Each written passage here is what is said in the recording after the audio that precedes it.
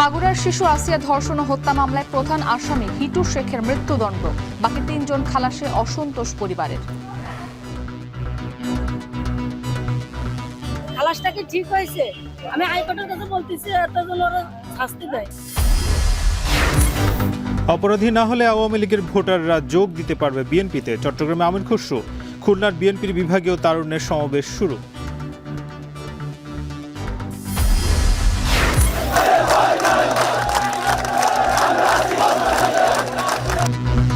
Mayor পদে ইশরাকের শপথের দাবিতে সচিবালয় অভিমুখে পদযাত্রায় পুলিশের বাধা। উপদেষ্টা আসিফের বিরুদ্ধে ক্ষোভ প্রকাশ সমর্থকদের। মাইক্রোক্রেডিট ব্যাংক হলে সহজে ঋণ পাবেন নতুন উদ্যোক্তারা, বললেন প্রধান উপদেষ্টা। ক্ষুদ্র ঋণ ব্যবস্থাপনায় তথ্য প্রযুক্তির ব্যবহার বাড়াতে চান গভর্নর।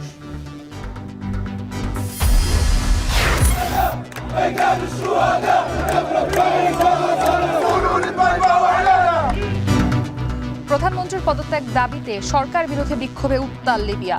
আন্দোলনে সংহতি জানিয়ে ৩ মন্ত্রীর পদত্যাগ, দ্রুত নির্বাচন দাবি।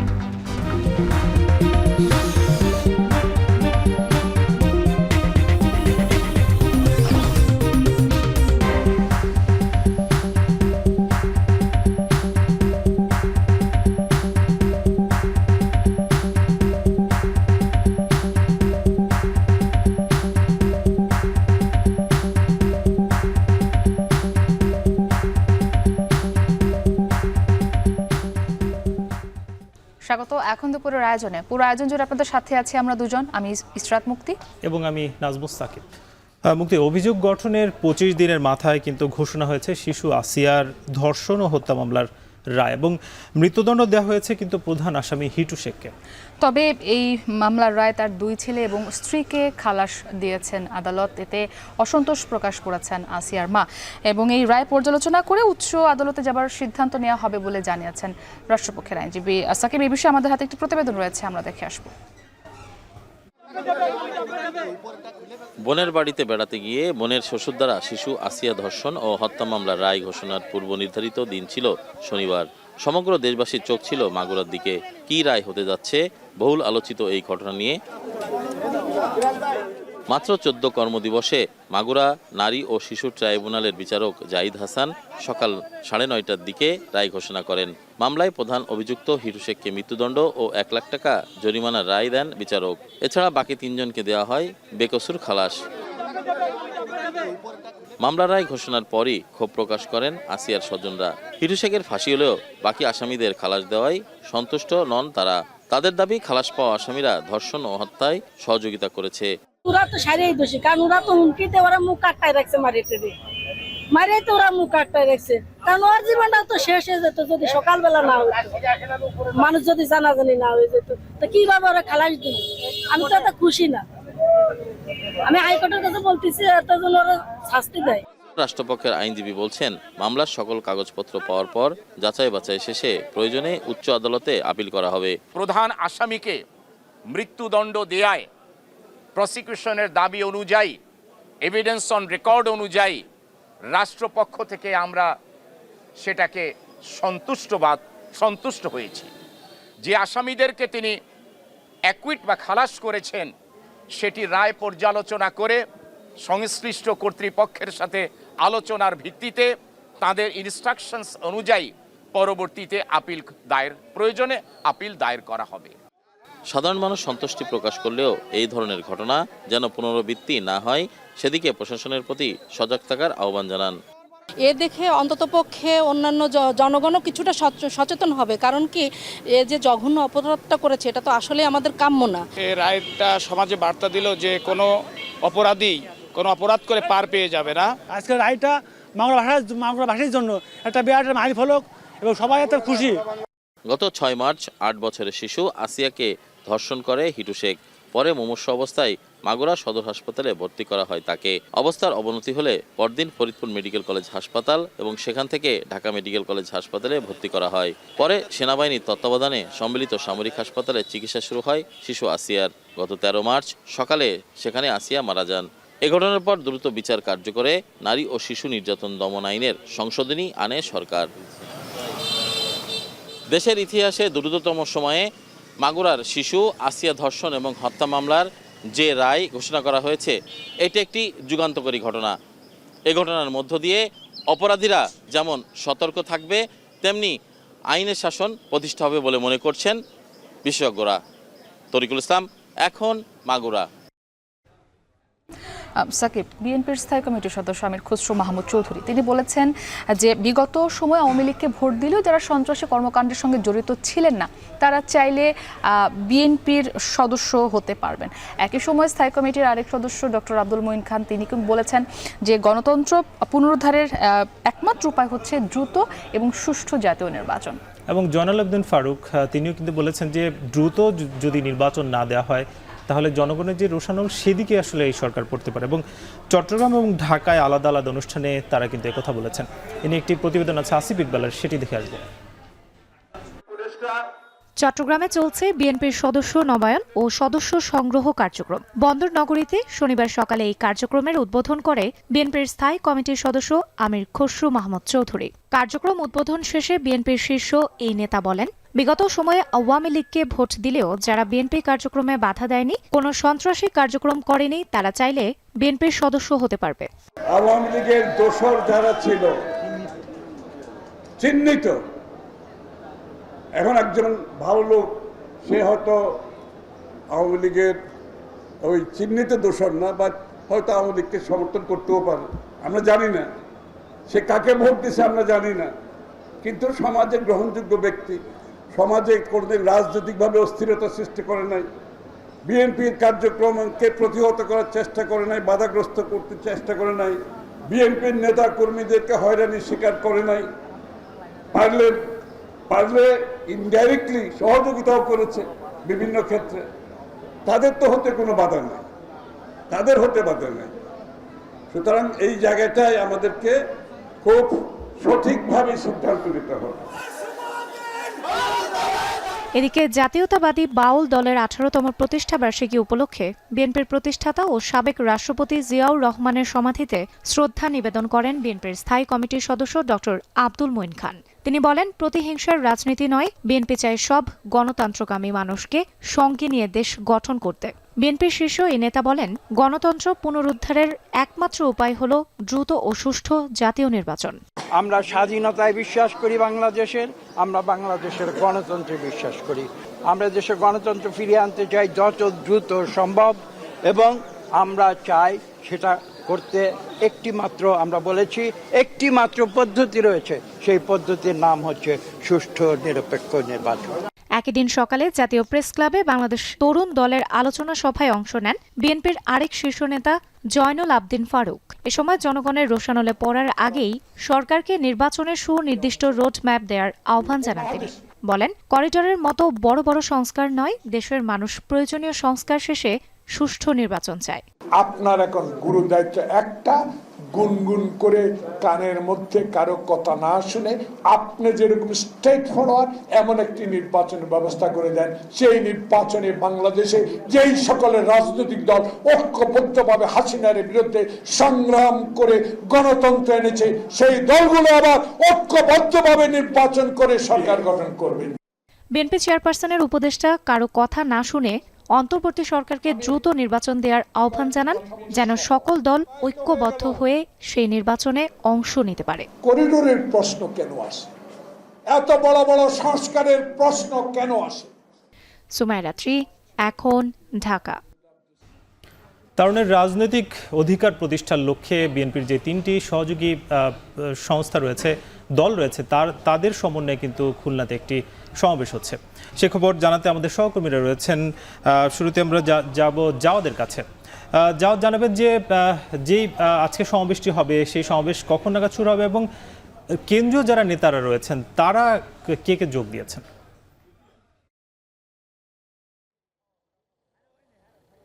সাকিব, ধন্যবাদ আপনাকে। আপনি যে বিষয়টি বলছিলেন যে তারুণ্যের রাজনৈতিক অধিকার প্রতিষ্ঠার জন্য বিএনপিকে একটু ধারাবাহিক যে সমাবেশ সেটি করছে। প্রথম সমাবেশটি 9 তারিখে অর্থাৎ এই চলতি মাসেরই সেটি চিটাগাংয়ে করেছে, এবং এরপর আজকে যে 17 মে খুলনা বিভাগে করছে। অর্থাৎ খুলনা বিভাগে হলেও বিএনপির যে সাংগঠনিক বিভাগ অনুযায়ী খুলনা এবং বরিশাল এই 2টি বিভাগকে মিলিয়ে সমাবেশটি করছে। সমাবেশটি আরেকটি বিষয় আপনি জানতে চেয়েছেন যে এটি আনুষ্ঠানিকভাবে কখন শুরু হবে। মূলত পূর্ব ঘোষণা অনুযায়ী এটি বেলা 2টায় অর্থাৎ 2টা ইতিমধ্যে বেজে গিয়েছে, শুরু হওয়ার কথা রয়েছে এবং সেটির একটি সাংস্কৃতিক অনুষ্ঠানের মধ্য দিয়ে শুরু হওয়ার কথা রয়েছে, কিন্তু আমরা এখন পর্যন্ত সেই কার্যক্রমটি শুরু হতে দেখিনি। কিন্তু সমাবেশের যে মূল আনুষ্ঠানিকতা অর্থাৎ নেতাকর্মীরা যে বক্তব্য রাখবেন সেটি ঘোষণা দেওয়া হয়েছে 3টার সময় শুরু হওয়ার কথা রয়েছে। এবং এই সমাবেশকে ঘিরে কিন্তু এর আগেও জানানোর চেষ্টা করেছি বরিশাল এবং খুলনা বিভাগের যে রাজনৈতিক অর্থাৎ বিএনপির সাথে যারা জড়িত তাদের মধ্যে একটি উচ্ছ্বাস দেখতে পেয়েছি। 2023 সালেও কিন্তু বিএনপি এই ধরনের তারুণের সমাবেশ করার উদ্যোগ নিয়েছিল, তখন যেহেতু শেখ হাসিনা সরকার ক্ষমতায় ছিল, বিএনপির রাজনৈতিক যে কর্মকাণ্ড সেটি সীমিত পরিসরে ছিল। এখন এইখানে যারা এসেছে নেতাকর্মীরা বলছেন তারা এত বড় পরিসরে করতে পেরে তাদের মধ্যে একটি যেমন উদ্দীপনা কাজ করছে এবং তার ছাপও কিন্তু আমরা নগর জুড়ে দেখেছি। আমরা বেশ কয়েকটি গেট যখন এই খুলনা শহরে ঘুরেছি তখন দেখেছি প্রত্যেকটি মোড়ে মোড়ে গুরুত্বপূর্ণ জায়গায় পোস্টার টানানো হয়েছে, ব্যানার টানানো হয়েছে এবং সকাল থেকে আমরা দেখছি যেহেতু তীব্র তাপপ্রবাহ বলা চলে যে এখানটাতে মাঠে একটি মূলত এই মাঠটি যদি একটু ব্যাখ্যা করি যে এই মাঠে বালুর পরিমাণ বেশি, ঘাসের পরিমাণ, সুতরাং রোদের তাপের কারণে এবং এই যে তপ্ত বালু সেটি আরও বেশি উত্তপ্ত হয়ে উঠছে। আমরা ছোট ছোট মিছিল এখানে প্রবেশ করতে দেখছি, কিন্তু পরক্ষণে আবার দেখছি যে নেতাকর্মীরা এই যে মাঠের চারপাশে যে গাছ রয়েছে ছায়ায় তারা আশ্রয় নিচ্ছেন এবং নেতাকর্মীরা আশা করছেন যে কিছুক্ষণের মধ্যেই সব কিছু অর্থাৎ এই রোদের তাপ এবং তাদের এই যে উত্তাপ সবকিছু উপেক্ষা করে তারা এখানে জড়ো হবেন এবং ফলস্বরূপ আমরা এটিও দেখছি যে তারা আসলে এখানে আসছেন এবং জড়ো হচ্ছেন, স্লোগান দিচ্ছেন এবং তারা এমনটিও মনে করছেন যে তাদের এই যে আজকের সমাবেশের মধ্য দিয়ে মূলত তাদের যে রাজনৈতিক অধিকার এটি তারা সোচ্চার হবেন বা তারা এটি জাতির সামনে তুলে ধরবেন এবং তারা এটিও প্রত্যাশা করছেন যারা এসেছে কথা বলেছি যে এখানে কেন্দ্রীয় যারা নেতারা আসবেন অর্থাৎ এই যেটি বললেন যে যুবদল, স্বেচ্ছাসেবক দল, ছাত্রদল এবং বিএনপির যে কেন্দ্রীয় নেতারা এবং বিভাগীয় পর্যায়ে জেলা পর্যায়ে নেতারা তারা আসলে তাদের যে রাজনৈতিক অধিকার প্রতিষ্ঠার লক্ষ্যে বার্তা দিবেন সেটি তারা মনে করছেন। এই ছিল আমার কাছে এখান থেকে সবশেষ। এবারে আমরা সহকর্মী রামিম চৌধুরী আপনার কাছে জানতে চাই, আপনি তো সমাবেশ স্থলের প্রবেশ মুখে আছেন, সেখানে নেতাকর্মীদের ঢল কেমন দেখছেন এবং সমাবেশে যারা যোগ দিতে আসছেন নেতাকর্মীরা তারা কি বলছেন?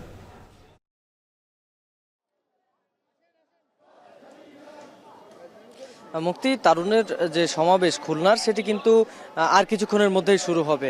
আর এরই মধ্যে কিন্তু খুলনায় আমরা দেখেছি যে সার্কিট হাউস ময়দানটি রয়েছে এখানে কিন্তু বিভিন্ন জেলা উপজেলা থেকে কিন্তু নেতাকর্মীরা দলে দলে মিছিল নিয়ে কিন্তু তারা এখানে আসছেন।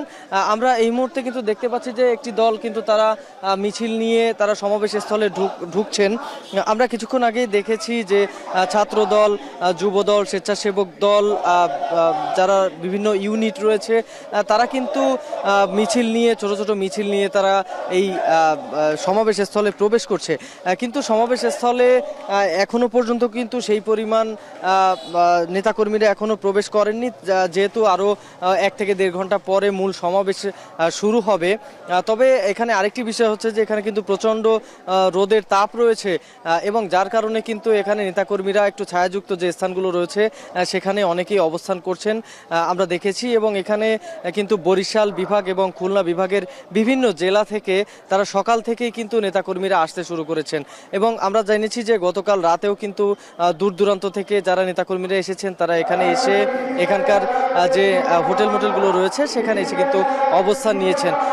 এখানে সাধারণ নেতাকর্মীরা যারা আসছেন তাদের সাথে আমরা কথা বলেছি, তারা যেটি বলছেন যে মূলত কিন্তু এখানে বিএনপির যে ভারপ্রাপ্ত চেয়ারম্যান তারেক রহমানের কথাই কিন্তু এই যে তারুণ্যের সমাবেশ সেটির আয়োজন করা হয়েছে এবং এখানে কিন্তু তারুণ্যের সমাবেশের যে মূল উদ্যোগ সেটি কিন্তু এখন নিচ্ছে স্বেচ্ছাসেবক দল, যুব দল এবং ছাত্র দলের তরুণরা এবং তারাই যেটি বলছেন যে মূলত তরুণ সমাজ আগামীতে বাংলাদেশের নতুন তরুণ সমাজের যে নেতৃত্ব সেটি গড়ার জন্য এ ধরনের সমাবেশ জরুরি এবং এখানে যে কথাটি বলা হয়েছে মূলত মানুষের যে রাজনৈতিকভাবে যেন তরুণ সমাজ আরও ভালোভাবে সুসংগঠিত হতে পারে এবং শিক্ষিত একটি সমাজ যেন মূলত এই এই যে রাজনৈতিক যে অঙ্গন সেখানে থাকতে পারে। তো সব মিলিয়ে বললে চলে যে এখানে কিন্তু ভালোভাবেই এখানে নেতাকর্মীরা অবস্থান করছেন এবং সমাবেশে আসছেন। এই ছিল আমার কাছে সবশেষ খবর সমাবেশের প্রধান গেট থেকে।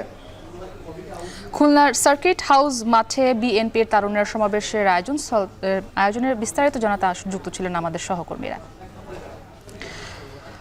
সাকিব, বিএনপি নেতা ইশরাক হোসেন ঢাকা দক্ষিণের মেয়র পদে শপথ গ্রহণের যে বিলম্ব হচ্ছে সেই বিলম্বের প্রতিবাদ জানিয়ে সচিবালয় অভিমুখে লং মার্চ টু সচিবালয় এই যে কর্মসূচি সেটি পালন করাচ্ছেন তার কর্মী সমর্থকের, এবং সকাল থেকেই ঢাকাবাসীর আয়োজনে নগর ভবনের সামনে এই কর্মসূচিটি পালিত হচ্ছে। এবং তারা সচিবালয়ে যাওয়ার পথে কিন্তু পুলিশ তাদেরকে বাধা দিয়েছে এবং যিনি উপদেষ্টা আছেন আসিফ মাহমুদ তার বিরুদ্ধেও তারা স্লোগান দিয়েছেন এবং তার বিরুদ্ধে তারা কিন্তু ক্ষোভ প্রকাশ করেছেন যারা কর্মী সমর্থক আছেন। আগামীকাল বিক্ষোভ কর্মসূচি করার একটা ঘোষণা দেওয়া হয়েছে, নিয়ে একটি প্রতিবেদন আছে, সেটা আমরা দেখে আসবো। বুধবার থেকে ইশরাক হোসেনের সমর্থকদের এই আন্দোলন বিক্ষোভ। আদালতের রায় ও নির্বাচন কমিশনের গেজেট প্রকাশের পরও দক্ষিণের মেয়র পদে কেন ইশরাক হোসেনকে শপথ পড়ানো হয়নি সেই প্রশ্ন তাদের। এ সময় সমর্থকদের হাতে থাকা নানা প্লাকার্ড ফেস্টুনে ইশরাক হোসেনকে দায়িত্ব বুঝিয়ে দেওয়ার বার্তা। শনিবার সকালে নগর ভবনের সামনে অবস্থান নিয়ে বিক্ষোভ করেন হাজারো সমর্থক। খণ্ড খণ্ড আরও মিছিল নিয়ে নগর ভবনে আসতে থাকেন নেতাকর্মীরা। এ সময় তারা স্লোগান দিতে থাকেন। সেটা একটা ষড়যন্ত্র চলতেছে, যেহেতু আদালত তাকে রায় দিছে, এখানে তাকে বসতে দেওয়া হচ্ছে না, আমরা এখানে তাকে দেখতে চাই। আমাদের দাবি না মানা হচ্ছে, আমরা রাজপথে থাকবো, এখানে আন্দোলন চালিয়ে যাব। তার ন্যায্য তার সিটে তার জায়গা তাকে বসতে দিতে হবে। পরে নগর ভবনের সামনে থেকে সচিবালয় অভিমুখে পদযাত্রা কর্মসূচি শুরু করে, যা পুলিশে বাধার মুখে গুলিস্তান পল্টন প্রেস ক্লাবের সামনের সড়ক প্রদক্ষিণ করে নগর ভবনের সামনে এসে শেষ হয়। ঘোষণা করা হয় নতুন কর্মসূচিতে অংশগ্রহণকারীদের অভিযোগ করেন একটি মহল গণতান্ত্রিক পথকে বাধা দিচ্ছে। এ সময় উপদেষ্টা আসিফ মাহমুদকে নগর ভবন অবাঞ্ছিত ঘোষণা করেন। ইঞ্জিনিয়ার ইশরাক হোসেন যদি তার দায়িত্বে বসে এই দুর্নীতি বন্ধ হয়ে যাবে। গেজেট প্রকাশিত হওয়ার পরেও যদি নগর ভবনে একজন নগর পিতা ইশরাক হোসেন সাহেবকে বসানো না হয়, সেক্ষেত্রে আমি মনে করবো এর পিছনে একটা কালো ছায়া। আমরা স্থানীয় সরকার পল্লী উন্নয়ন সহায়ক মন্ত্রণালয়ের মাননীয় উপদেষ্টার কার্যক্রমকে আমরা তীব্র প্রতিবাদ জানিয়ে স্থানীয় সরকার পল্লী উন্নয়ন সহায়ক উপদেষ্টা জনাব সজীব ভুইয়া, আসিফ মাহমুদ সজীব ভুইয়াকে ঢাকা সিটি কর্পোরেশনে অবাঞ্ছিত ঘোষণা করলাম। 2020 সালের 1 ফেব্রুয়ারি ঢাকা দক্ষিণ সিটি নির্বাচন হয়। ওই নির্বাচনে আওয়ামী লীগের শেখ ফজলুল তাপসকে মেয়র ঘোষণা করা হয়। পরে চলতি বছরে 27 মার্চ ইশরাককে মেয়র ঘোষণা করেন ঢাকার প্রথম যুগ্ম জেলা জজ ও নির্বাচনী ট্রাইব্যুনাল বিচারক মোহাম্মদ নুরুল ইসলাম। এরপর 27 এপ্রিল ইশরাক হোসেনকে নতুন মেয়র ঘোষণা করে গেজেট প্রকাশ করে ইসি। ওমর ফারুক, এখন, ঢাকা। আরএফএল ওয়াটার পাম্পের অটো থার্মাল টেকনোলজি, যা বেশি হিটে নষ্ট হয় না, শতভাগ মসৃণ, ব্রাশ ইম্পেলার নিশ্চিত করে অধিক পানির flow. RFL water pump on করলে পানির তুফান। মাইক্রো ক্রেডিট ব্যাংক হলে নতুন উদ্যোক্তারা সহজে ঋণ পাবেন। সকালে মাইক্রো ক্রেডিট নিয়ন্ত্রক সংস্থার ভবন উদ্বোধন করে এমনটা জানালেন প্রধান উপদেষ্টা ডক্টর মোহাম্মদ ইউনূস। তিনি বলেন, এই সংস্থা পৃথিবীতে দৃষ্টান্ত হিসেবে কাজ করছে। অনুষ্ঠানে ক্ষুদ্র ঋণ ব্যবস্থাপনায় তথ্য প্রযুক্তির ব্যবহার বাড়ানোর উপরও জোর দেন কেন্দ্রীয় ব্যাংকের গভর্নর। মাঝার ইমনের প্রতিবেদন। শনিবার সকালে রাজধানীর আগারগাঁয়ে মাইক্রো ক্রেডিট রেগুলেটরি অথরিটি ভবনের উদ্বোধন করেন প্রধান উপদেষ্টা ডক্টর মোহাম্মদ ইউনূস। এর মধ্য দিয়ে 16 তলা নিজস্ব ভবন পেল সংস্থাটি। উদ্বোধনী অনুষ্ঠানে মাইক্রো ক্রেডিট রেগুলেটরি অথরিটির পথযাত্রার তথ্য তুলে ধরেন অতিথিরা। বাংলাদেশ ব্যাংকের গভর্নর বলেন, ক্ষুদ্র ঋণ ব্যবস্থাপনায় তথ্য প্রযুক্তির ব্যবহার বাড়াতে হবে। আর শুধু ক্ষুদ্র ঋণ নয়, মানুষকে আত্মনির্ভরশীল করার উপর জোর দেন অর্থ উপদেষ্টা। ঋণ দিয়ে আপনার যে ঋণ নিয়ে খেলে ব্যবহার তাকে অনেক সেলফ এমপ্লয়মেন্ট বা যেটা বলে আত্মকর্ম, সেটাতে একটু এনকারেজ করা বেটার। কোনো সময় যেন আলটিমেটলি ইনফ্যান্ট ইন্ডাস্ট্রি আর্গুমেন্ট থেকে বেরিয়ে আসি যে সারা জীবন ঋণ দাও, আমাকে খালি তুমি রিয়ারি করো মায়ের মতো, মায়ের স্নেহে, সেটা না, আস্তে আস্তে তাকে ছেড়ে দিতে হবে। সামনের দিনগুলোতে টেকনোলজিক্যাল চেঞ্জ না আনতে পারলে মাইক্রো ফাইন্যান্সগুলোর জন্য কিন্তু একটা দুর্দিন চলে আসতে পারে। আমরা আগে থেকেই সেই ব্যাপারে প্রস্তুতি নেবেন আপনারা, সেটা চাই। আমরা চাই আপনাদেরকে সুন্দরভাবে রেগুলেট করতে। ক্ষুদ্র ঋণই হচ্ছে প্রকৃত ব্যাংক, যারা জামানতবিহীন ঋণ দেয়, এমন মন্তব্য করে প্রধান উপদেষ্টা ডক্টর মোহাম্মদ ইউনূস বলেন, মাইক্রো ক্রেডিট রেগুলেটরি অথরিটির শুধু বাংলাদেশের জন্য কাজ করছে না, পৃথিবীতে দৃষ্টান্ত হিসেবে কাজ করছে। যে শব্দ থেকে ব্যাংকিং সিস্টেমের অভ্যুত্থান হলো, সেটার থেকে তুমি বিচ্যুত হয়ে গেছো। আমাদেরটা হলো আসল ব্যাংক, যেটা মানুষের বিশ্বাসের উপর ভিত্তি করে আছে, কারণ এখানে কোনো জামানত নাই। এটা জামানতবিহীন ব্যাংক। আমরা মানুষকে টাকা দিই বিশ্বাসের ভিত্তিতে। যে দেশে মাইক্রো ক্রেডিট হয় সে দেশেই প্রবলেম হয় রেগুলেশন, কারণ এটা সেন্ট্রাল ব্যাংকের কোনো ব্যাংকিং নিয়মের মধ্যে পড়ে না, এক্সিস্টিং ব্যাংকিং নিয়ম করছে। তো আমি বারে বারে বলে আসছি তোমাদের এত কথা চিন্তা করার কারণে, কারণ বাংলাদেশ অলরেডি এর সমাধান দিয়ে দিয়েছে। Micro credit regulatory authority, just follow them. বক্তব্যে বাণিজ্যিক ব্যাংকের চেয়ে ভিন্ন নিয়মে সামাজিকভাবে কাজের জন্য মাইক্রো ক্রেডিট ব্যাংক তৈরির আইন করার পরামর্শ দিয়ে প্রধান উপদেষ্টা বলেন, উদীয়মান উদ্যোক্তাদের বিনিয়োগে কাজ করবে এই ব্যাংক। কাজে এনজিও থেকে উত্তরণ হইতে হবে। এনজিও পর্যায়ে রয়ে গেলে এটা ঠিক আবার ওই ব্যাংকিং মেজাজে আসবে না। মেজাজে আসতে হলে তাকে ব্যাংক হতে হবে।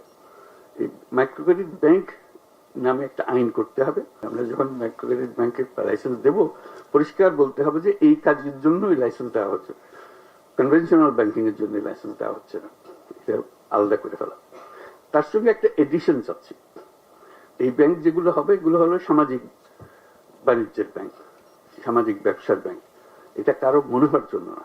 মাইক্রো ক্রেডিট রেগুলেটরি অথরিটির নিজস্ব ভবন উদ্বোধনের মাধ্যমে মাইক্রো ক্রেডিটের কার্যক্রম আরো জোরদার হবে বলে আশা করেন প্রধান উপদেষ্টা। এখান থেকে আবার নতুন অধ্যায় সৃষ্টি হোক। মাঝার ইমন, এখন, ঢাকা। ইসলামিক ফাউন্ডেশনের মহাপরিচালকের আশ্বাসে 5 দফা দাবির আন্দোলন স্থগিত করেছে মসজিদ ভিত্তিক শিশু এবং গণশিক্ষা কার্যক্রম প্রকল্পের শিক্ষক এবং কেয়ারটেকার। সে খবর জানাতে আমাদের সঙ্গে যুক্ত হবেন সহকর্মী রকিবুল রাহাত। রকিবুল রাহাত, জানাবেন যে কি দাবি নেওয়া হচ্ছে এবং কোন কোন দাবি মেনে নেওয়ার আশ্বাস দেওয়া হয়েছে? সাকিব, ইসলামিক ফাউন্ডেশনের যারা মূলত মক্তব ভিত্তিক যারা শিক্ষক রয়েছে তারা আজকে সকাল 10টার দিকে এই পরিকল্পনা মন্ত্রণালয়ের সামনে এসে পরিকল্পনা মন্ত্রণালয় ঘেরাও দেয় এবং তারা কিন্তু আগারগাঁওয়ের যে সড়কটি রয়েছে সেই সড়কটিও তারা বন্ধ করে রাখে তাদের 5 দফা দাবিতে। তাদের 5 দফা দাবির অন্যতম হচ্ছে, তারা বলছেন যে গত ডিসেম্বরে তাদের যে এই প্রকল্পটি রয়েছে অর্থাৎ মসজিদ ভিত্তিক শিশু এবং গণশিক্ষা কার্যক্রমের যে প্রকল্প, সেটির মেয়াদ গত ডিসেম্বরে শেষ হবার পরে এই প্রকল্পের মেয়াদ আর বাড়েনি। কিন্তু তাদেরকে ইসলামিক ফাউন্ডেশনের পক্ষ থেকে বলা হয়েছিল, মৌখিকভাবে জানানো হয়েছিল যে তারা যেন তাদের শিক্ষা কার্যক্রম অব্যাহত রাখে। কিন্তু তারা তাদের এই শিক্ষা কার্যক্রম অব্যাহত রাখলেও তারা গত 5 মাসের বেতন পাননি। সেই বেতনের দাবিতে মূলত তারা আজকে এখানে এসেছেন এবং শুধুমাত্র সেই বেতনই নয়, একই সঙ্গে তারা চাকরি স্থায়ীকরণ এবং তাদের বেতন বৃদ্ধি অর্থাৎ 5,000 টাকা থেকে উন্নীত করে 15,000 টাকা তারা বেতন বৃদ্ধির দাবি করেছেন। এবং গত ঈদুল ফিতর এবং আসছে যে ঈদুল আজহা, সেখানকার যে বোনাস রয়েছে সেই বোনাসের দাবিতেও কিন্তু তারা এখানে এসেছেন এবং তারা এসে এই পরিকল্পনা মন্ত্রণালয় তারা ঘেরাও দিয়ে রাখেন। কিছুক্ষণ পরে অর্থাৎ 12টার দিকে কিন্তু তাদের সঙ্গে এই পরিকল্পনা মন্ত্রণালয়ের ভেতর থেকে তাদেরকে বলা এবং অন্যান্য সরকারি যারা ঊর্ধ্বতন কর্তৃপক্ষ রয়েছে সেই ঊর্ধ্বতন কর্তৃপক্ষরা তাদের প্রতিনিধি দলের সঙ্গে বৈঠকে বসেন এবং বৈঠকে কিন্তু এই ইসলামিক ফাউন্ডেশনের মক্তব ভিত্তিক যারা কর্মকর্তা কর্মচারী রয়েছে এবং কেয়ারটেকার যারা রয়েছেন তাদেরকে মৌখিকভাবে আশ্বস্ত করা হয় যে তাদের যে 5 দফা দাবি রয়েছে সেই 5 দফা দাবি মেনে নেওয়া হবে। এবং তার পরিপ্রেক্ষিতে কিন্তু এরপরে এখানকার এই প্রকল্পের যিনি সভাপতি রয়েছেন তিনি আমাদেরকে মূলত জানিয়েছেন যে তারা আপাতত সাময়িকভাবে এই আন্দোলন স্থগিত করেছে। যদি 23 তারিখের মধ্যে, এই মাসের 23 তারিখের মধ্যে তাদের দাবি না মেনে নেওয়া হয় তাহলে কিন্তু তারা পরবর্তীতে আরো কঠোর আন্দোলনের হুঁশিয়ারি দিয়েছেন এখান থেকে। এই ছিল পরিকল্পনা মন্ত্রণালয়ের সামনে থেকে আমার কাছে সব শেষ। সাকিব, মসজিদ ভিত্তিক শিশু গণশিক্ষা কার্যক্রম প্রকল্পের শিক্ষক এবং কেয়ারটেকার যে কর্মকর্তাদের আন্দোলন চলছিল সেটা স্থগিত করা হয়েছে, সে খবর জানাচ্ছেন রকিবুল রাহাত। প্রমত্তা, মেঘনা আর বঙ্গোপসাগরের বিশাল জলরাশির মাঝে জলবায়ু উদ্বাস্তুদের অবহেলিত এক দ্বীপ উরিরচর, যেখানে আশ্রয় নিয়েও শেষ রক্ষা হয়নি জলবায়ু পরিবর্তনে ক্ষতিগ্রস্ত 40,000 মানুষের, যেখানে এখনও নদী ভাঙন, প্রতিকূল আবহাওয়া বা লবণাক্ত পানি তাদের ঠেলে দেয় বেঁচে থাকার নিত্য সংগ্রামে। অথচ একটি ক্রস ড্যাম বা অবকাঠামো উন্নয়নে দেশের অর্থনীতিতে এক উজ্জ্বল নাম হতে পারত কৃষি, মাছ ও কাঁকড়ায় সমৃদ্ধ এই জনপদ। ফয়সাল করিমের প্রতিবেদন।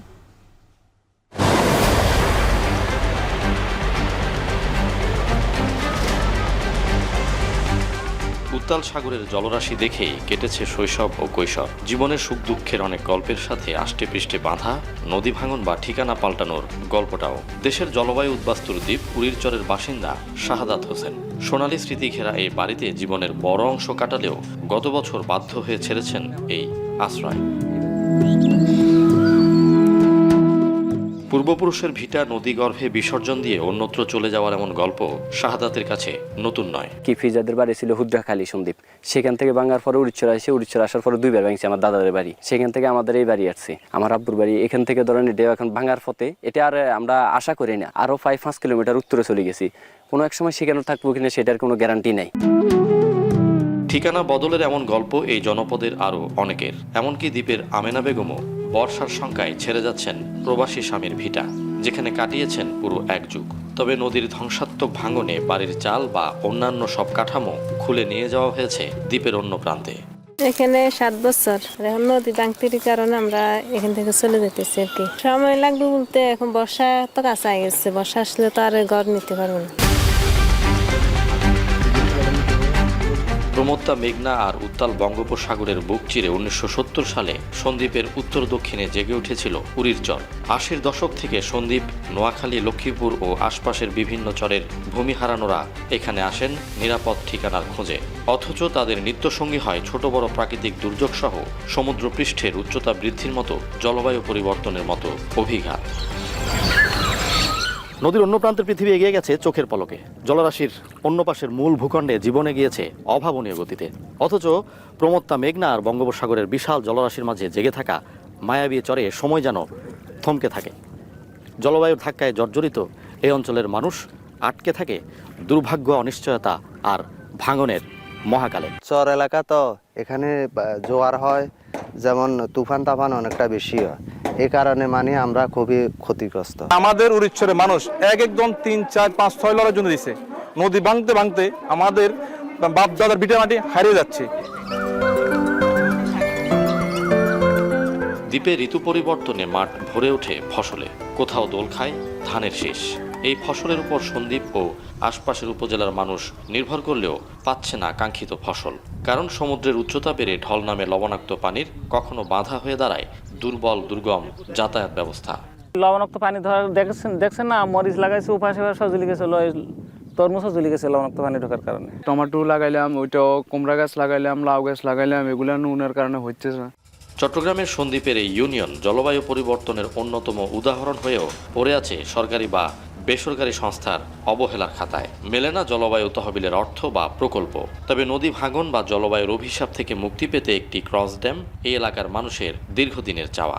দুর্গমতার কারণে কিন্তু এটি আউট অফ ফোকাস থেকে গেছে। আউট অফ ফোকাস থাকার কারণে আমাদের সরকারের দৃষ্টি পড়তেছে না, আন্তর্জাতিক সংস্থাগুলোর দৃষ্টি পড়তেছে না, এবং যারা এনজিওগুলো আছে, বেসরকারি সংস্থাগুলো আছে, তাদেরও কোনো কিন্তু এখানে দৃষ্টি পড়তেছে না। এটি যদি হয় যুগান্তকারী একটা স্টেপ হবে।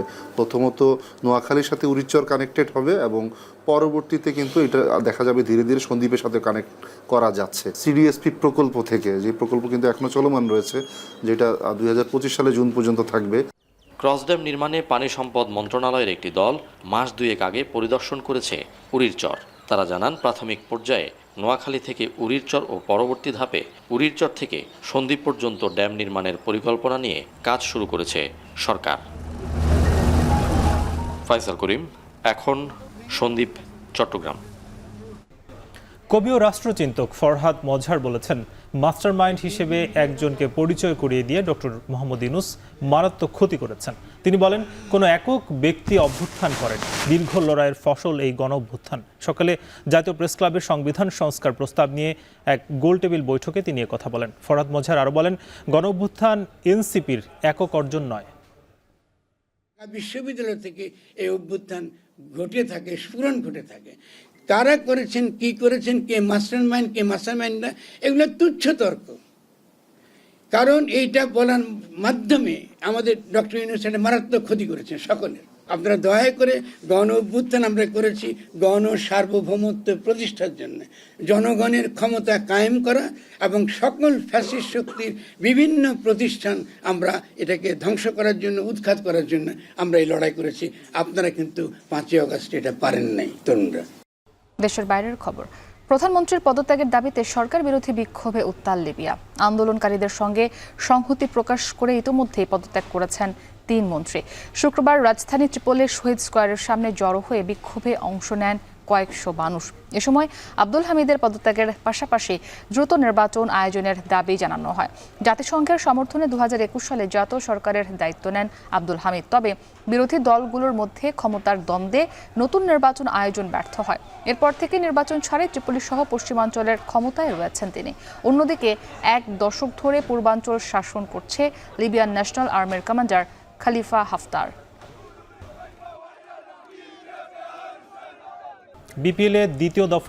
বিপিএল টিকিট বিক্রির যে দুর্নীতি হয়েছে সেখানে দ্বিতীয় দফা কিন্তু অভিযান চালিয়েছে দুদক। সে খবর জানাতে সহকর্মী যুক্ত হবেন ওয়াসিউল হক পান্থ। পান্থ, জানাবেন যে বিসিবিতে দুদকের দ্বিতীয় দফা যে অভিযানটি চলছে সেটা কখন নাগাদ শুরু হয়েছে এবং অভিযানে এখন পর্যন্ত কি পাওয়া গেছে?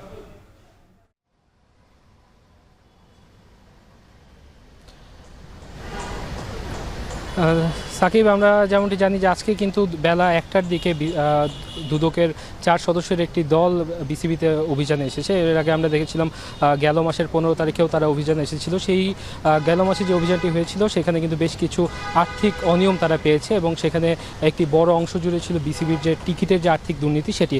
এবং সেখানে হিসেবের কিন্তু বেশ বড় রকমের একটি গড়মিল ছিল যে গেল বেশ কয়েকটি আসর মিলে যেখানে 15 কোটি টাকার যে হিসাব দেখানো হয়েছিল বিসিবির বিপিএলের টিকিটে, সেখানে কিন্তু সবশেষ যে আসর হয়েছে বর্তমান কমিটির অধীনে সেখানেই কিন্তু প্রায় 13 কোটি টাকা বিসিবির আয় করেছে। তো এখানে একটি বড় ধরনের আর্থিক গড়মিল কিন্তু গত যে অভিযান হয়েছিল সেখানে পেয়েছে। এবং এছাড়াও গেল 1 মাসের মধ্যে কিন্তু আরও বেশ কিছু বিসিবির বেশ কিছু খাত উঠে এসেছে। এর মধ্যে বিসিবি সভাপতির একটি আর্থিক যে লেনদেন সেই বিষয়টিও কিন্তু আছে। এইগুলো নিয়ে আমরা যতটুকু জানতে পেরেছি যে প্রায় 26টি বিষয় নিয়ে তারা বিসিবির যে এবারের যে অভিযান কমিটি তারা কিন্তু এসেছে রাজু আহমেদের নেতৃত্বে। এবং এছাড়াও কিন্তু গেল মাসেও একটি বড় হিসাব উঠে এসেছিল যে তৃতীয় বিভাগ ক্রিকেটের যে ফি সেটি কিন্তু ছিল 5 লাখ টাকা থেকে এবারই কিন্তু 1 লাখ টাকায় নামিয়ে আনা হয়েছে। এরপরে কিন্তু দেখা যাচ্ছে যে তৃতীয় বিভাগ ক্রিকেটের যে ক্লাবগুলোর যে নিবন্ধন সংখ্যা সেটি কিন্তু অস্বাভাবিক হারে বেড়ে গেছে। তো এই বিষয়গুলো নিয়েও তারা কিন্তু বেশ ভালোভাবেই কিন্তু তারা খতিয়ে দেখবে। এবং এটি এখনও জানা যায়নি যেহেতু তারা এখন পর্যন্ত দুদকের যে অভিযান টিম এসেছে তারা কিন্তু এখন পর্যন্ত আমাদের সাথে কোনো কথা বলেনি এবং তাদের ব্রিফিং যে সময় সেটি কিন্তু দেওয়া আছে বিকেলের দিকে তারা কথা বলতে পারে। আজকে যে অভিযান শেষ করে তার পরবর্তী তারা ব্রিফিং করবে এবং তারা বেলা 1টায় যখন এসে পৌঁছেছে তার পরবর্তী 15 মিনিটের মধ্যেই কিন্তু বিসিবির যে সিইও নিজামুদ্দিন চৌধুরী সুজন তিনি কিন্তু এসেছেন। এবং গেল যে অভিযান ছিল সেই সময়ও কিন্তু বিসিবির পক্ষ থেকে জানানো হয়েছিল যে তারা সর্বাত্মক যে সহযোগিতা বা তথ্য উপাত্তদের যে সহযোগিতা তারা সব কিছুই করবে এবং এবারও হয়তোবা তারা সে পথেই হাঁটবে।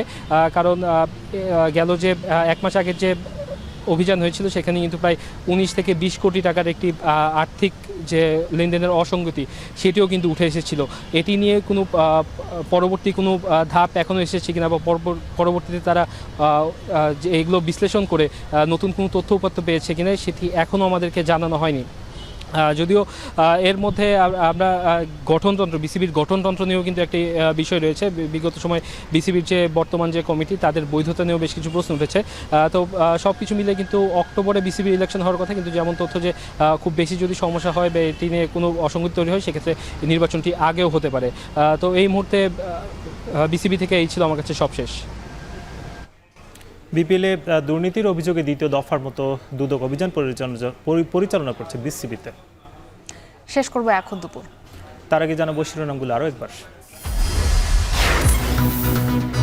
মাগুরার শিশু আসিয়া ধর্ষণ ও হত্যা মামলায় প্রধান আসামি হিটু শেখের মৃত্যুদণ্ড, বাকি 3 জন খালাসে অসন্তোষ পরিবারের। খালাসটা কি ঠিক হয়েছে? আমি হাইকোর্টের কাছে বলতেছি এতজন ওরা শাস্তি দেয়। অপরাধী না হলে আওয়ামী লীগের ভোটাররা যোগ দিতে পারবে বিএনপিতে। চট্টগ্রামে আমিন খসরু, খুলনার বিএনপির বিভাগীয় তারুণ্যের সমাবেশ শুরু।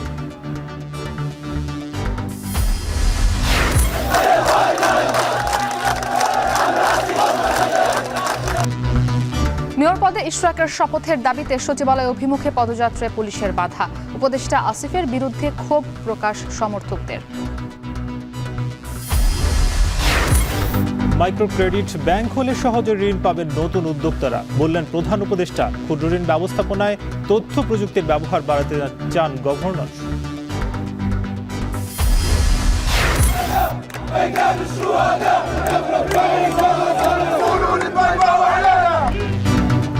প্রধানমন্ত্রীর পদত্যাগ দাবিতে সরকার বিরোধী বিক্ষোভে উত্তাল লিবিয়া।